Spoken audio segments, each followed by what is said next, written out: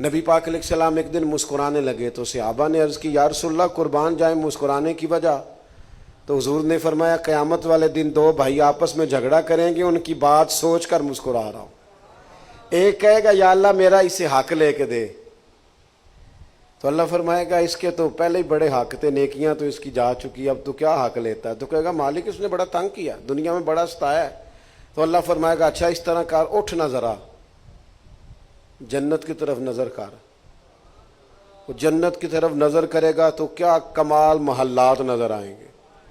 عرض کرے گا مالک یہ کس کو ملے گا؟ شہید کو، صدیق کو، یا اے اللہ سب سے بڑھ کر جو تیرے پیارے انبیاء ہیں ان کے محلات ہیں؟ اللہ فرمائے گا یہ میں نے اس کو دینا ہے جو اپنے بھائی کو معاف کر دے۔ کر دیں گے معاف آج جا کے انشاءاللہ؟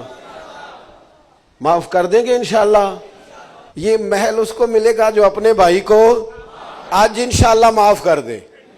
دل میں جس کے لیے کوئی بات ہے اسے کوئی پوچھے جناب آپ نے معاف کیوں کر دیا؟ کہا آج جلسے پہ گیا تھا وہاں سے حدیث سن کے آیا ہوں نبی پاک کی۔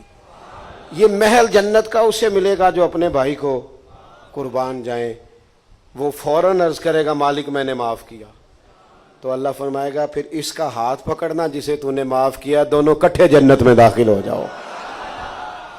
ہما یارہ جنت ہما یارہ بہشت۔